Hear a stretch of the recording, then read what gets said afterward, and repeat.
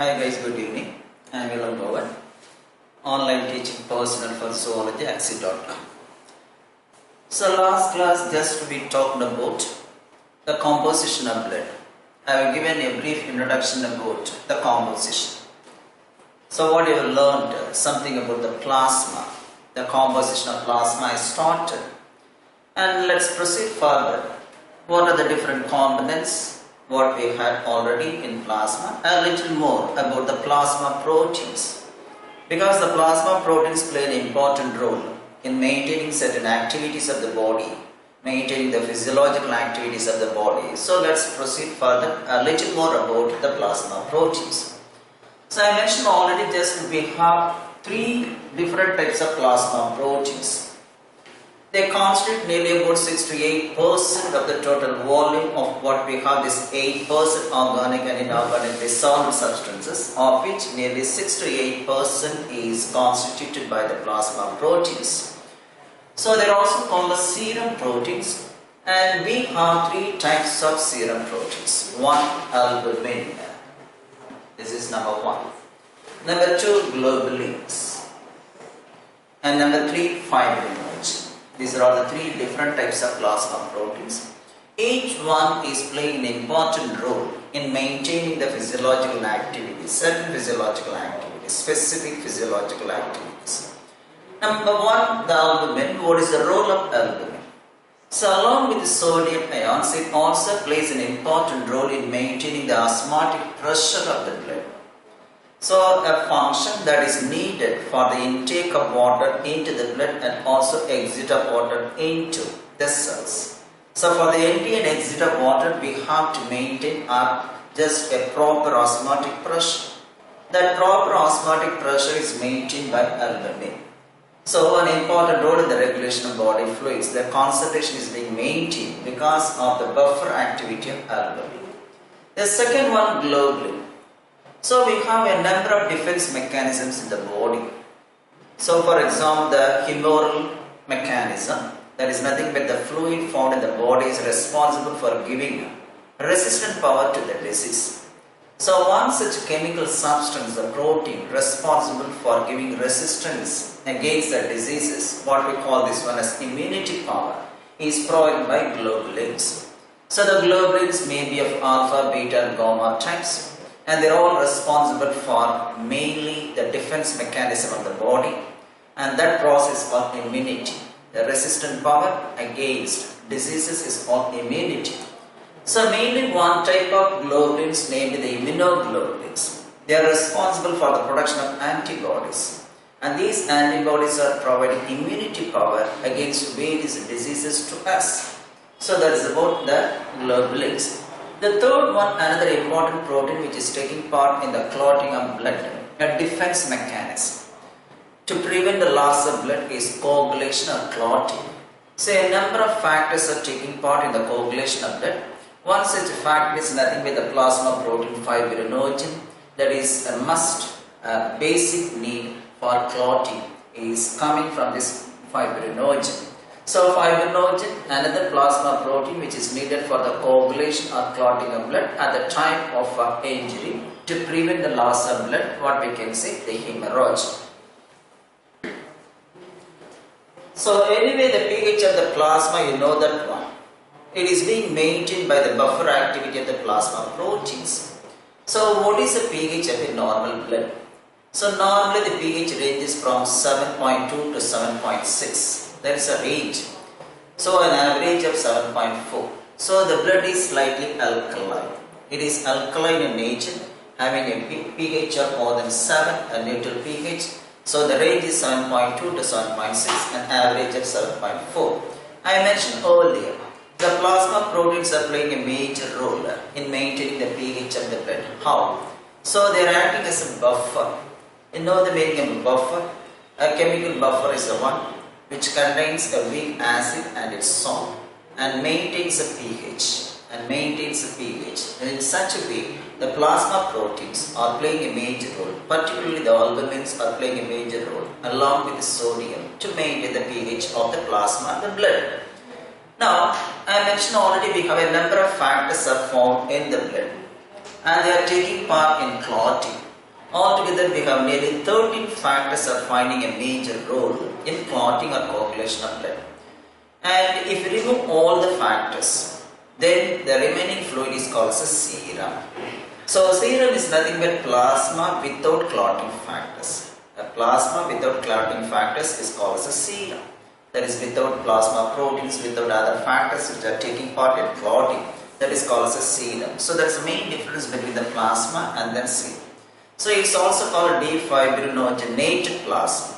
After removing mainly this fibrinogen along with other factors, then it is called as a serum. So plasma without proteins, actually without proteins, that is the factors, the protein factors responsible for clotting of blood is called as serum. Now the second part, nearly 45% of the total volume of blood is formed of the cells, what we call this one the formed elements, the blood cells. I mentioned earlier under the classification under the flow chart, we have 55% plasma and 45% the formed cell elements of the blood cells. So in any vertebrate animal in the blood, we have three different types of blood cells. So one, the red blood corpuscles, or the red blood cells, or simply RBC or erythrocytes. The second one, the white blood cells or the white blood corpuscles or leukocytes, or simply we can say WBC. The third one, platelets. The platelets, they are also called as the thrombocytes. So these are all the different types of cell elements found in the plasma. Let's see one by one what are the different characteristics of each and every cell. The first one, erythrocytes. So erythrocytes, actually they are red colored cells, that's why the name is given, red blood cells or RBC. So of the total volume of blood, if you are taking the cells alone, nearly 94% of the cells, mainly by the erythrocytes, only the 6%, the remaining 6% of the cells is formed by the WBCs. You can see the ratio also later. So it is of most abundant type. The erythrocyte is the most abundant type, or we can say the most abundant of all the cells. Nearly 94% of the formed cell elements is formed of RBCs, the total number of cells. So if we are taking the cell count, so we are normally expressing the cell count in terms of cubic millimeter. So the range normally we have 1 cubic millimeter of blood contains 5 to 5.5 million, 50 to 55 lakh of cells. Even if you are comparing the male and female, the males have more number of RBCs than actually the females. So in the case of men, the range is from 4.5 to 6.5 cubic millimeter per million cells per cubic millimeter of blood.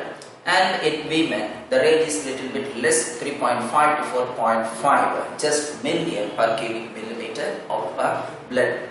So that is actually the average number 5 to 5.5, that is the range, and it may differ from one individual to another, and also it may differ from male to female sexes. Now what is the shape of the RBCs? Normally the RBCs are biconcave, disc shape. Normally we can see circular more or less, biconcave, disc shape. So you can have concavity on both the sides of the RBC. See that one, this is the RBC surface. Concavity on both the sides, that's why it's biconcave. And in the case of RBCs, we don't have nucleus. It is enucleate, a cell without nucleus. In all the mammals, we have cells without nucleus, including human beings. But in the case of two mammals, both are relative to each other. One is camel and the one llama. These are the two mammals relative to each other, whose red blood cells are normally different in shape and also the possession of nucleus. So these two animals have red cells whose just cytoplasm normally contain just nucleus. The cytoplasm contains nucleus. So the RBCs of camels and llamas are nucleated, and also the shape is also different. It is oval or elliptical. The shape is also oval or elliptical. Unlike the human RBCs, it is biconcave and disc shape, no nucleus. But in the case of camels and llamas, not only these cells have actually that is nucleus, but also they are differ in their shape. They are either oval or elliptical in shape. And so what is the structure of RBC? So each RBC normally has an outer plasma membrane enclosing a stroma. A plasma membrane is stroma, a spongy substance found in the cytoplasm. A spongy substance found in the cytoplasm is called as stroma. So that stroma contains a red pigment. That is why the RBCs are red in color. A spongy substance found in the cytoplasm without any organelles, mitochondria, Golgi complex, even the nucleus, all structures being absent in the case of RBCs, no organelles plus nucleus. And there is a spongy substance called stroma. That stroma contains a red pigment called hemoglobin. So the stroma is highly packed with these hemoglobin molecules because they are responsible for the transport of oxygen directly from the lungs to the tissues, indirectly the transport of carbon dioxide from the tissues to the lungs. Now let's see what is the nature of hemoglobin. So hemoglobin is a conjugated protein. You know that a protein in combination with some other non-protein substance is called as a conjugated protein. So if you are taking one hemoglobin molecule, it is formed of a non-protein substance, what is called heme, plus a protein part. I am writing just left because it is a protein part, and this is what we have, that is a non-protein part. The non-protein part is called as the prosthetic group. The non-protein part is called as a prosthetic group. It is nothing but an ion containing ring compound. It is nothing but an ion containing ring compound. This is the ring compound. Ion containing ring compound. So this ring compound is called as actually porphyrin ring. And the globin part is nothing but a protein made up of actually 4 polypeptide chains. Together formed up actually 586 amino acids. 586 amino acids. So each one has normally 292, 292 and then 294, 290, like that just we have. So each globin molecule is formed of 586 amino acids together, nothing but 4 polypeptide chains plus the prosthetic group, a non-protein part. So that is actually called as a heme. It's nothing but a ring compound with ion in it. So each hemoglobin molecule contains 4 atoms of iron. 4 atoms of iron. And each atom is capable of carrying 1 molecule of oxygen or a single molecule of oxygen. So altogether, the oxygen carrying capacity of one hemoglobin molecule is equal to 4 molecules of oxygen. So a molecule of hemoglobin transports 4 molecules of oxygen in terms of molecules. That is oxygen carrying capacity. So in terms of volume, if you are considering, so 100 ml of blood transports nearly 20 cc of oxygen. That is in terms of volume. 100 ml or 100 cc of blood transports simply 20 cc of oxygen. Now, so what is the total amount of hemoglobin present in human body? So 100 ml of blood contains about 12 to 16 grams of hemoglobin. That's the total content of hemoglobin in 100 ml of blood. So the range is from 12 to 16 grams. So what is the amount of oxygen that is transported by a single just a gram of hemoglobin or 1 gram of hemoglobin? So let us assume normally 15 grams being transported by just actually 15 grams of hemoglobin transports nearly 20 cc of oxygen. Then 1 gram of hemoglobin transports. So this calculation will get it. So the amount of oxygen transported by 1 gram of hemoglobin is equal to 1.36 to 1.37 ml. So it is being calculated in such a manner that 15 grams of hemoglobin transports 20 cc of oxygen and 1 gram of hemoglobin transports more or less the value 1.36 to 1.37. This is only just actually the theoretical value. Now here is a picture showing just the RBCs of 3 different types of organisms. 1. Human RBC. Number 2. The RBC of frog. And number 3. The RBC of fish. Now the first one is RBC of man. So now you see that one, it is being enlarged. See that one large number because it is found in millions. In contrast to the WBCs, there you have only 6,000 to 8,000 cells only per cubic millimeter of blood.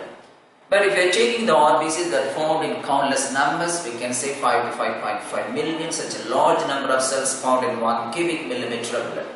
So you see that one, just actually the shape. We could see the concavity. The concavity is being present on both the sides, concavity.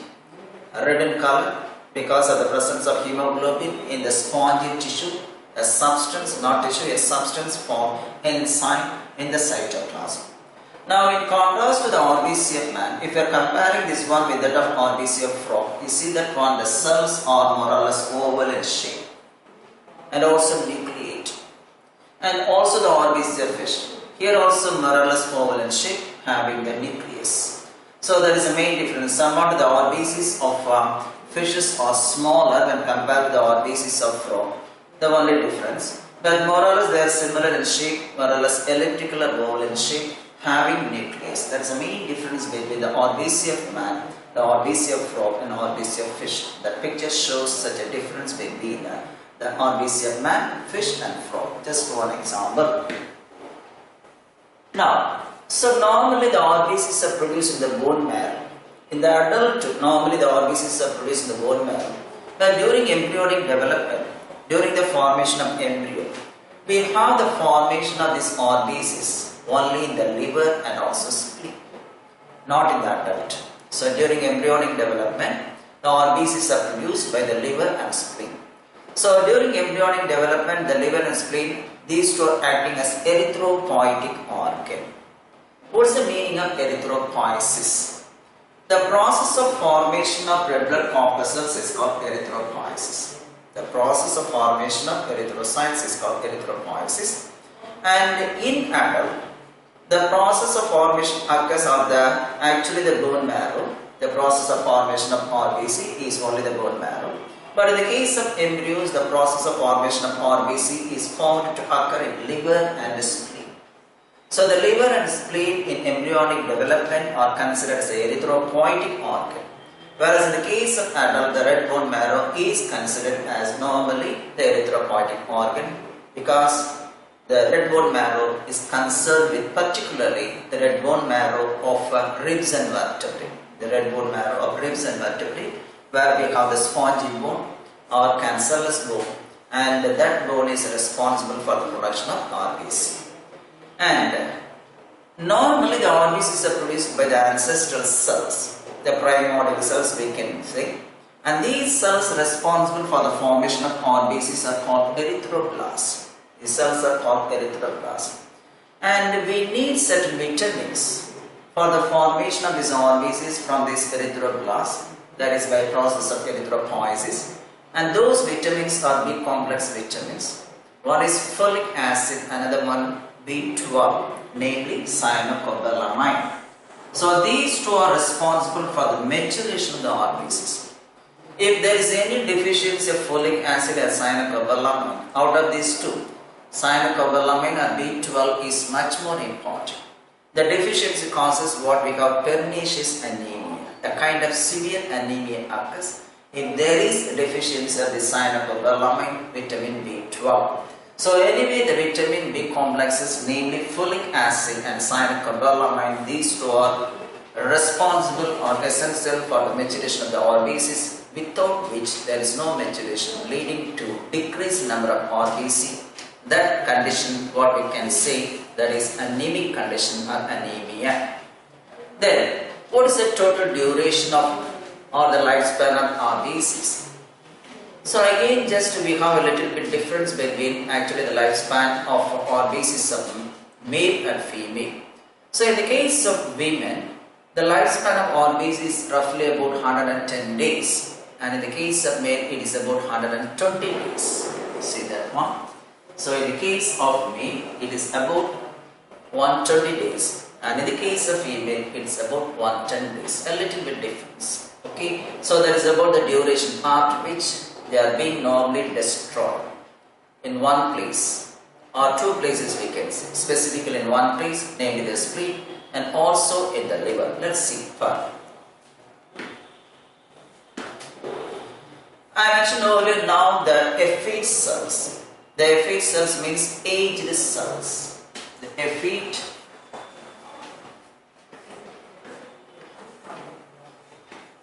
effete RBCs. The effete cells, the effete means nothing but the aged RBCs, the damaged RBCs, and also the worn out RBCs. So these RBCs are destroyed mainly in the spleen and also in the liver. So that is why the spleen is considered as a graveyard for RBC. The spleen is considered as a graveyard for RBC. The one which is responsible for the formation during embryonic development. The same organ is also responsible for the destruction of RBC during the adult stage. And also destruction occurs in the liver, where you have one phagocytic cell, what we call this one Kupffer cells. So the Kupffer cells also responsible for the destruction and phagocytosis of the worn out RBCs or the old RBCs, or we can say the one which lost its lifespan. So liver and spleen are considered as a graveyard, out of which more destruction occurs in the spleen, and in the liver it is brought about by one type of cell, what we call this one the Kupffer cells. So these are all something related to the RBCs. Don't forget, the cells are enucleated or without nucleus or non-nucleated excepting two mammals. One is camel, another one just llama. Both are relatives, and where only you have RBCs nucleated and oval or elliptical in shape. Now coming back to the second type of cells, the leukocytes, otherwise called as white blood corpuscles. They are not white in color, but we are using the word to differentiate from RBC. These are all normally colorless cells, amoeboid in shape, performing the functions of phagocytosis.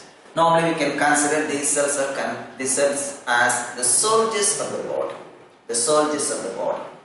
So anyway, let's go further about the various characteristics of such cells. So these are all colorless cells, what I mentioned, because no hemoglobin. And they are normally, if you are taking the number comparison between RBC and WBC, they are more in number in millions, but here they are found only 1,000. Less number. So lesser in number, the number is ranging from 6,000 to 8,000. But in the case of neonates, the newborn babies, the number is a little bit more because they have to fight against the infections. So they are nucleated and relatively normal, lesser in number, amoeboid in shape. And where are they produced? The place of origin. Again, once again, red bone marrow. Then the lymphatic glands like spleen, thymus and lymph nodes, etc. They are also formed, the lymphatic glands like just spleen, lymph nodes, thymus, etc. Now, I mentioned the process of formation of RBC is called erythropoiesis, and similarly the process of formation of WBC is called leukopoiesis. Erythropoiesis, leukopoiesis. The process of formation of WBC is called leukopoiesis.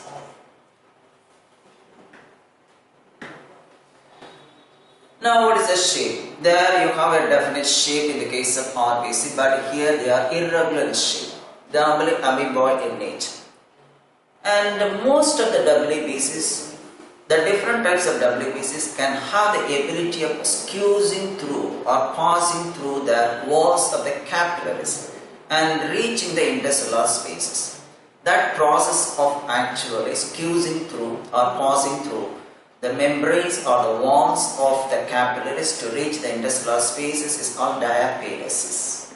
The ability to move across the barrier, across the wall of the capillaries. And that movement is called diapedesis. That movement was first reported by Meschinikov.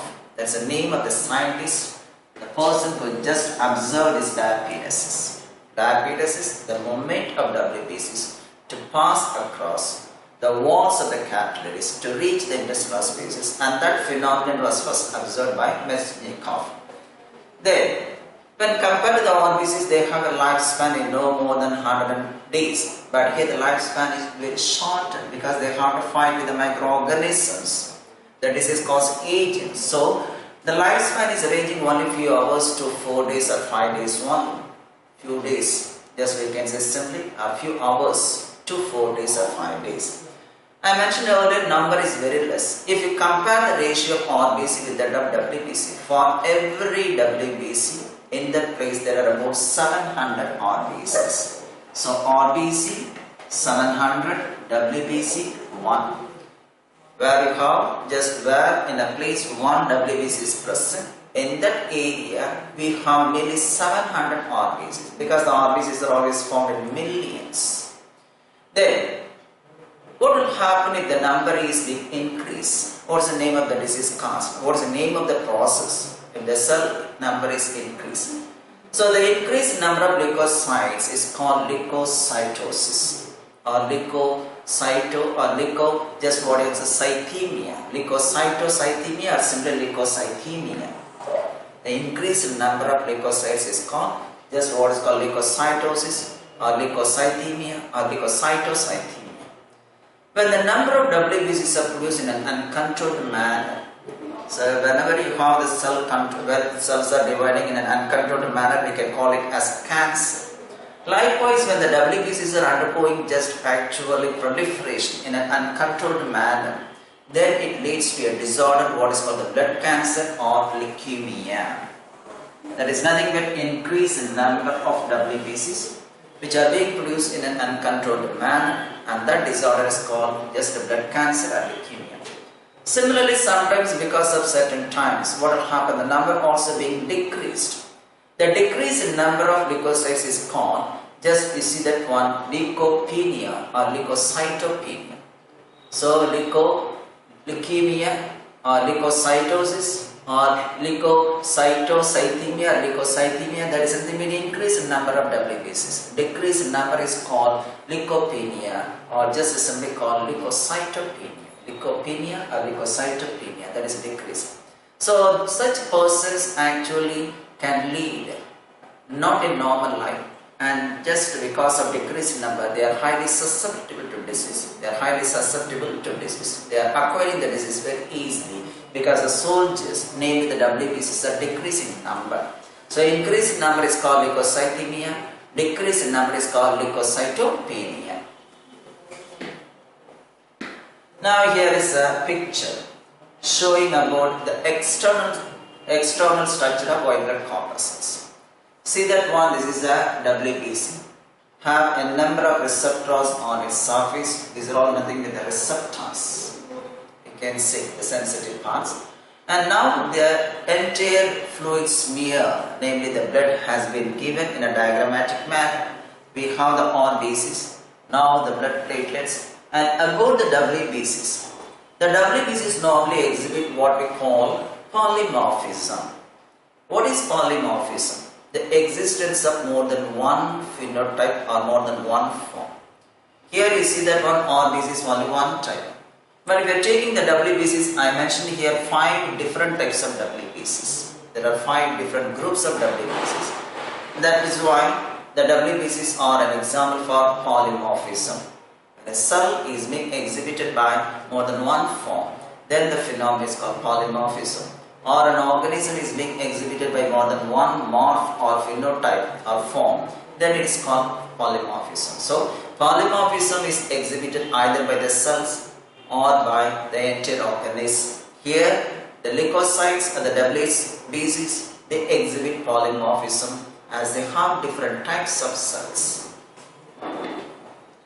Now, types of WBCs. As I mentioned, just we see that one, they exhibit polymorphism. Existence of more than one type of WBC. Now, based on the presence or absence of granules in the cytoplasm, there are 2 major types of WBCs. One, granulocytes, cells with the granules in the cytoplasm. Another one, agranulocytes, cells without granules in the cytoplasm, with the granules and without granules. Once again, these granulocytes are classified to 3 major types: neutrophils, basophils, and eosinophils. Neutrophils, basophils, and eosinophils. The eosinophils also called acidophils. So this classification is based on the staining properties. So they acquire certain staining just while it is being given. So neutrophils, they will accept neutral dyes. Then eosinophils, they accept acidic dyes or eosin.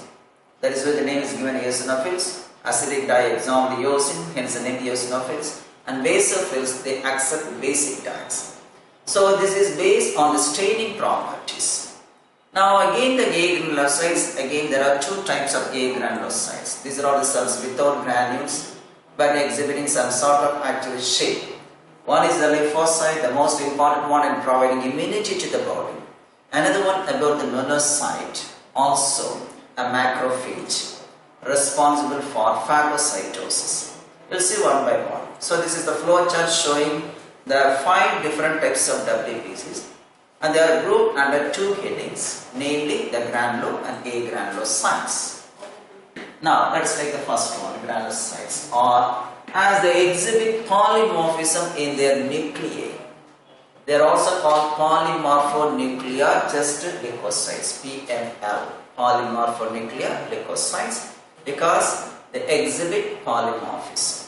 They are different in shape. They are different in their nuclei shape, or the arrangement, the nature, etc.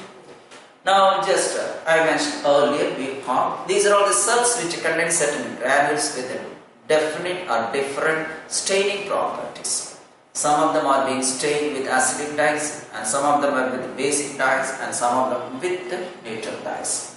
So I mentioned earlier also, not only the cells exhibit polymorphism, the granulocytes also exhibit what is called nuclear polymorphism. So totally the WBCs exhibit polymorphism. In addition to that one, in the case of granulocytes, the cells nuclei also exhibit polymorphism. That means the nuclei normally not similar in the different types of granulocytes. They are vary in their shape. That is called nuclear polymorphism. Now, out of the total number of WBCs, the granulocytes constitute major share, about 64.7%. Out of the total number of WBCs, the granulocytes constitute 64.7%. And if you are taking for example the A granulocytes, they constitute nearly 30 to 35%. So out of this 100% total number of WBCs, it is not the total number of WBC or RBCs. Out of the total number of WBCs, now you have the granulocytes constitute nearly about 64.7% cells.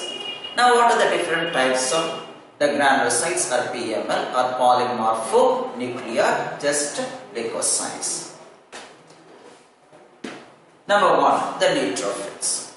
The name is given because they are liking the neutral dyes. They are just being stained with the neutral dye. They are having the ability of just taking the neutral dyes. And in number, out of the 3 types of granulocytes, it's the most abundant. You can see the percentage. 60 to 65% of the granulocytes are neutrophils. And normally, these cells are phagocytic in function, cell eating process. So phagocytosis, that is nothing but the cell eating, the swallowing of microorganisms. And what will happen, how can you know that a person is infected with a parasite or a pathogen or microorganism? Simply if you observe the number of cells, the number of neutrophils and also the macrophages, we are going to study later, the monocyte. These are all the cells which are increasing in number during infection, by which one can say that the person is infected with some kind of microorganisms. Now these neutrophils along with the monocytes, we are going to see later the non-granular or agranular just leukocytes. And both the cells are called wandering phagocytes, wandering phagocytes. They are always actually moving from one place to another place, wandering phagocytes. They never sit idle, because they have to capture the microorganisms here and there in the body. That is why they are always wandering. That is why the neutrophils and the monocytes, agranular type of cell, both are called wandering phagocytes, because the major phagocytic cells are the neutrophils and monocytes. Then, I mentioned already, just actually during infection the number increases because we want to capture the microorganisms or pathogen and to eliminate them. That's why the number increases, not only here but also in the case of monocytes. Then if you are taking the cell structure, the nucleus nature, the nucleus is 3 to 5 load. The nucleus is 3 to 5 load. See that one? This is the neutrophil. You can see the nuclear arrangement. It is a multi-lobed nucleus. It is a multi-lobed nucleus. Unlike the eosinophil, where you can't just receive that one more or less bi-lobed nucleus. In In the case of basophil, it is bilobe, and also we can say just a sigmoid shape or S-shaped nucleus. So these three cells exhibit nuclear polymorphism. In neutrophil, we have multilobe. In the case of eosinophil, you see the nucleus is bilobe, and in the case of basophil, it is bilobe, or we can say sigmoid or S-shaped nucleus. In all these three cases, you can find the granules. That is why they are called as the granulocytes. Now the next word is eosinophils or acidophils, because they are just being stained with acidic dyes, just like eosin. Eosin is a type of color or dye which is being used to stain the cells. So they are taking the color of actually eosin, just orange, pink in color. So acidophils, the dye is acidic in nature. So the number is only 2 to 3%. It is also very important cell, and I mentioned earlier the nucleus is bilobe, more or less dumbbell shaped or bilobe. What is the role? So all the WBCs are one way or another just responsible for the defense mechanism of the body, and these cells normally resist infections. Not only infection, they are associated with hypersensitivity reactions or allergic reactions. So the allergic reactions also called hypersensitivity reactions. Some people are showing high sensitiveness, for example to dust, to pollen grains, or even to medicine. They cannot just actually tolerate, even to simple antigen, a simple dust, they have developed some sort of problem in their body. This is what is called hypersensitivity. Extraordinary sensitivity to normal antigen or normal substance, and such hypersensitivity is also called allergy. So, and these cells are involved normally in resisting infection and also involved in allergic reactions. So during allergic reaction, the number increases. That condition is called eosinophilia. The wheezing trouble you can have another symptoms in the case of eosinophilia. The normal count is 2 to 3%. During allergic reactions, the number has been increased. So the increase in number of eosinophil is called eosinophilia. In addition to that one, they also contain a substance, what is called fibrinolysin. Fibrinolysin, a substance also being produced by such cells. What is the use of this fibrinolysin? Fibrinogen is one of the factors taking part in blood clotting.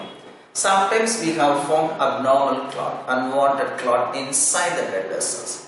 Such unwanted blood clots are being removed by a substance released by the eosinophils by name fibrinolysin.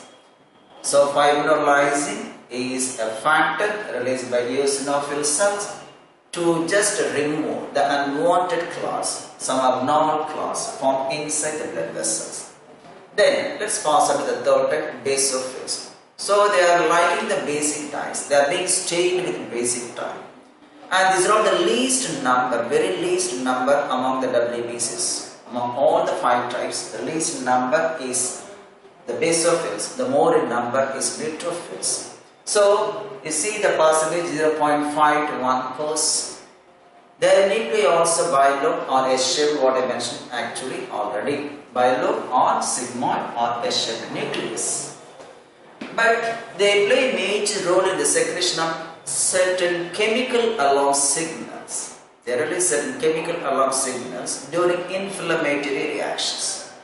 That is, actually they are stimulating the body to show a kind of response to the allergic substances or during inflammatory responses or inflammatory reactions.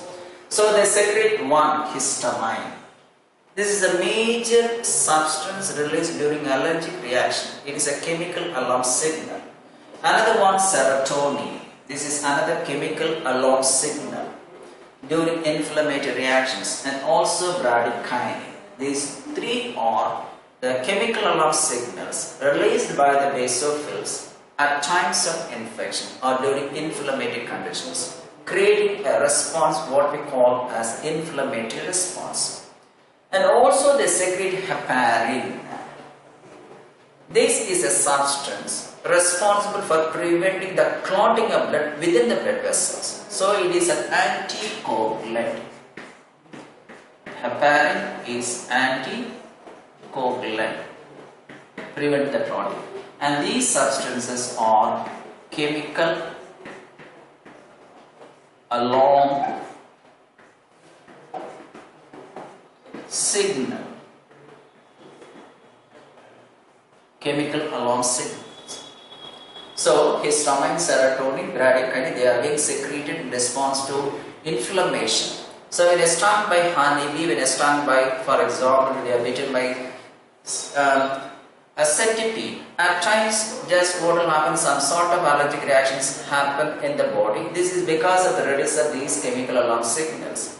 And these are released not only by the basophils but also by the mast cells, what is it already, of the connective tissue. So in the loose connective tissue we have a type of cell what is called the mast cell. They are mainly concerned with the production of these substances. In addition, these substances also being produced by, that is the basophils. So anyway, these cells are involved, the basophils are involved in inflammatory reactions, the inflammatory response. So these are all the three different types of WBCs with the granules. Now let's pass on to the remaining two types coming into one category, A granulocytes. There are cells or the WBCs without granules. So they account for 30 to 45%. There I mentioned, you see that one major number of cells in the case of granulocytes, they account for more than just actually 64.7%. And here these cells account for 30 to 45%. The remaining.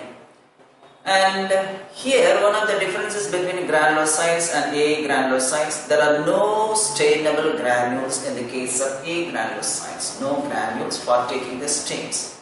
So the stains are being taken mainly by the granules of the cytoplasm. In the case of granulocytes, here such staining property is not there. The reason for that one, the granules are being absent.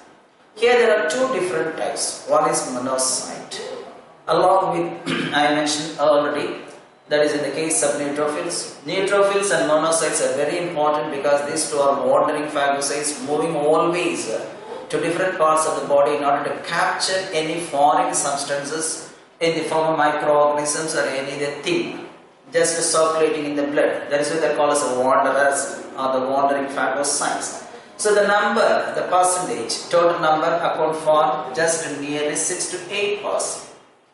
And out of all the cells, these cells are the largest and highly mobile and mostly phagocytic in function.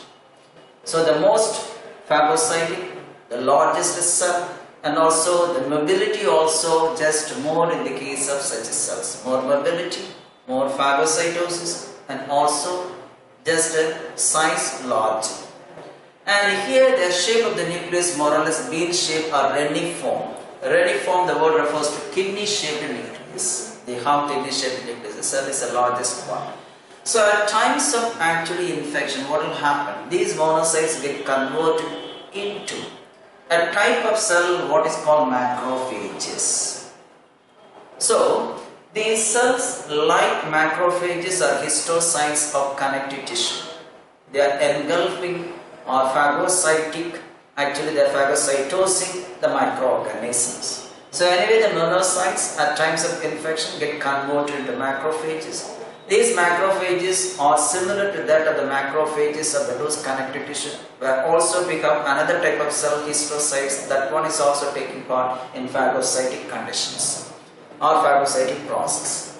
So the monocyte as well as the neutrophils very important in phagocytic process. Then basophils concerned with the production of substances taking part in inflammatory reactions. Then we have just the eosinophils concerned with the allergic reactions. So each one is responsible for a specific function. Now the lymphocytes, another most important cell. So while the phagocytosis is performed by the neutrophils or any other type of granulocytes, the lymphocytes are concerned with the production of antibodies.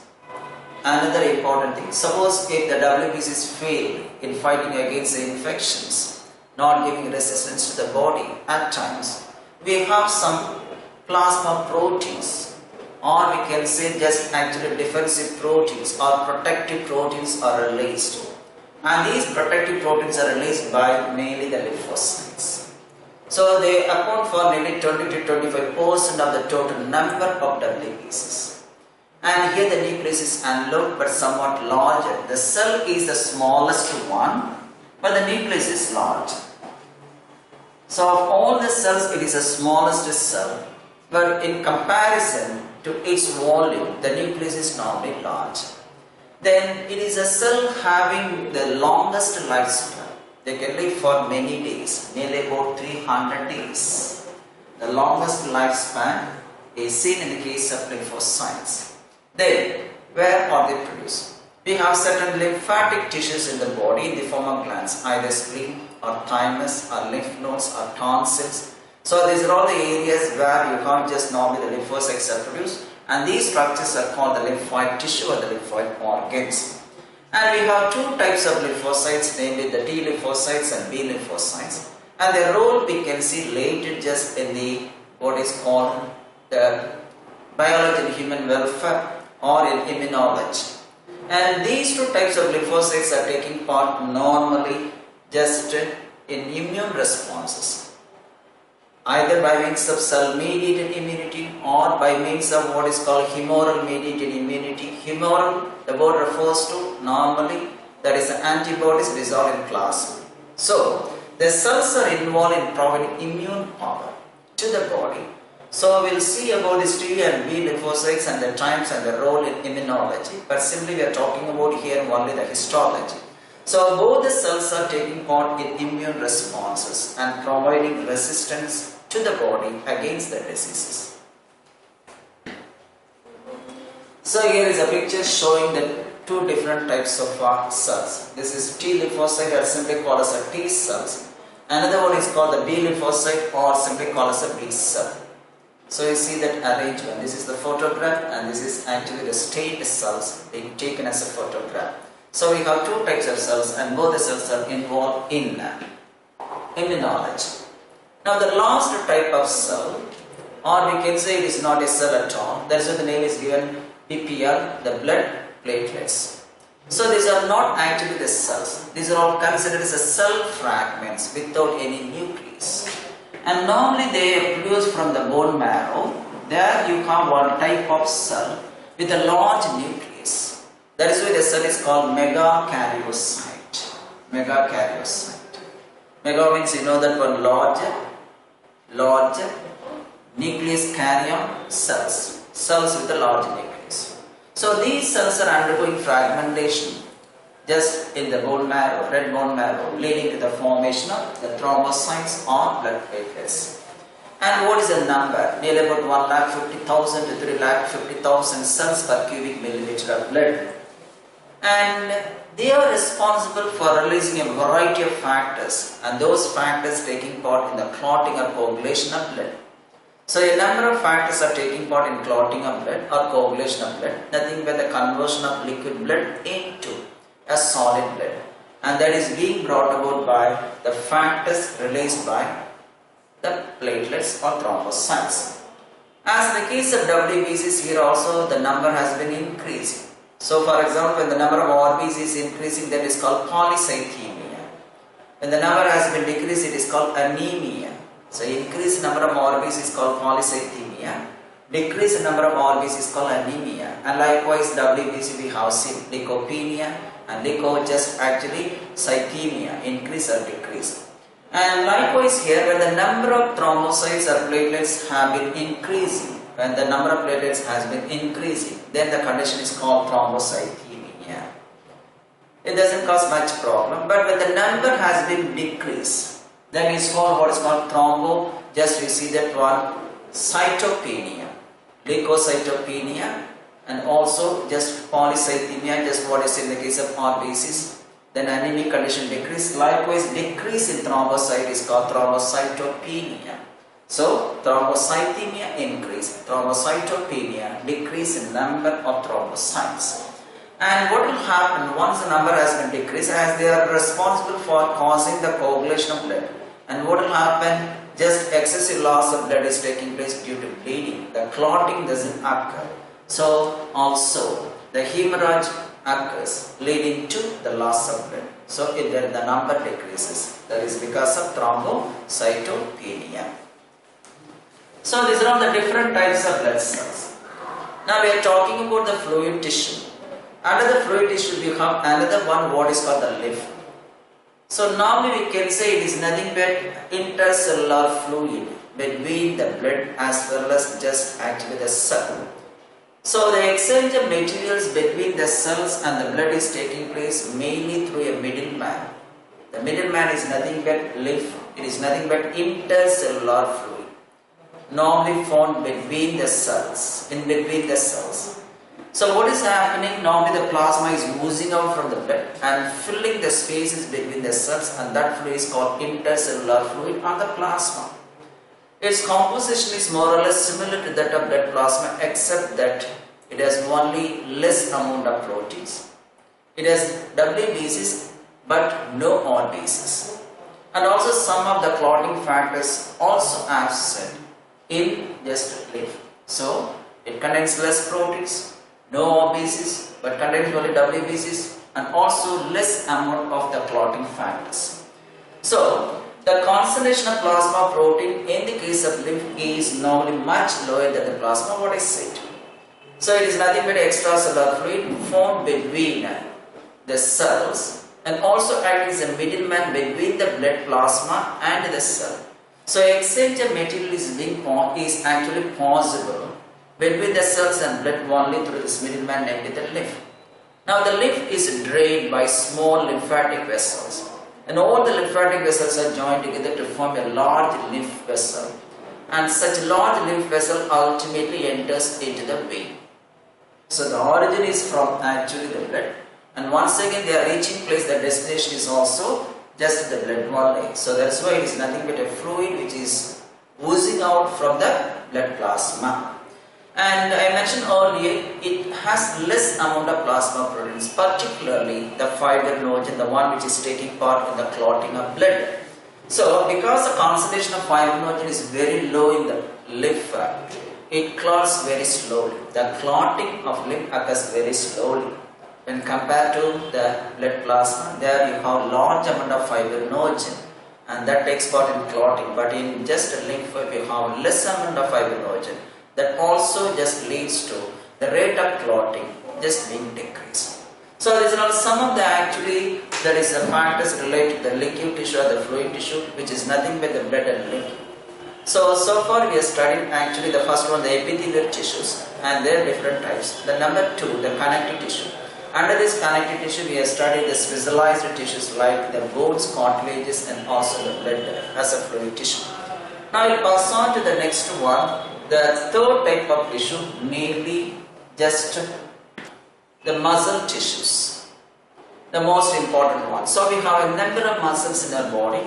You know the importance of muscles. Along with the bones, they are responsible for mainly the movement of the body. So the movement of the body is affected by the alternate contraction and relaxation of the muscles along with the bones. So it is a muscle tissue that is responsible for making the bones to move and also making the body to move. Now let's see the muscles. On the total weight, this is the third type of tissues. First one epithelial tissue, the second one connective tissues, and which we have studied different times. Now the third type of tissue, just the muscle tissues.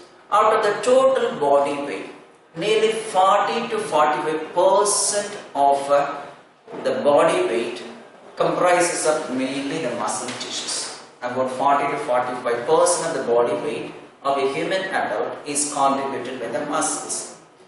And you know that one, the muscles also called the contractile tissue, because it's the only tissue which has the ability of undergoing contraction and relaxation.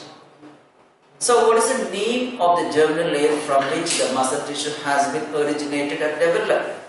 So it is normally mesodermal in origin, developed from the mesoderm, just like the connective tissues. So the connective tissues, the muscle tissues, both are developed from the mesoderm. The epithelial tissues have developed from all the three layers, either ecto or endo or mesoderm. And we are going to study the last one, the nervous tissue. It is normally ectodermal in origin. So out of all the muscles, one muscle is normally ectodermal in origin. The muscle which is found in the iris of the eye. It is a smooth muscle, but the muscle has developed from the ectoderm, not from the mesoderm. Because normally the eye, the nervous tissue is developed from the ectoderm. So along with that one, it is also formed from the ectoderm. So the iris, the smooth muscle, is ectodermal in origin. Excepting that one, all of the muscles are mesodermal in origin. Then what is the main property of muscles? You know that when the muscles are biological machines. Biological machines. They have the ability of just converting chemical energy into mechanical energy. So during muscle contraction, some chemical events are taking place inside the muscles. And that chemical energy can be converted to mechanical energy. That is why we are doing the work. So that is why they call us the biological machines. For doing such activity, they have to undergo contraction or relaxation.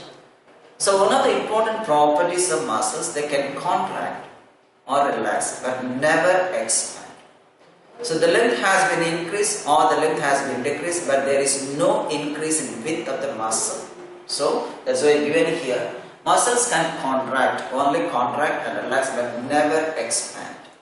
One of the important properties, another property what I mentioned, the biological machine. They can convert just normally the chemical energy into mechanical energy to do the various activities. Now what are the different types of muscles? For that we are taking three criteria. One, the location, where these muscles are located based on the locations. Number two, the structure or appearance. What is the appearance of the muscle? Number three, the nature of regulation of their activities. Nature of regulation of their activities. That means whether they are working under their control or they are working involuntarily, not under the control of, that is what's called the brain.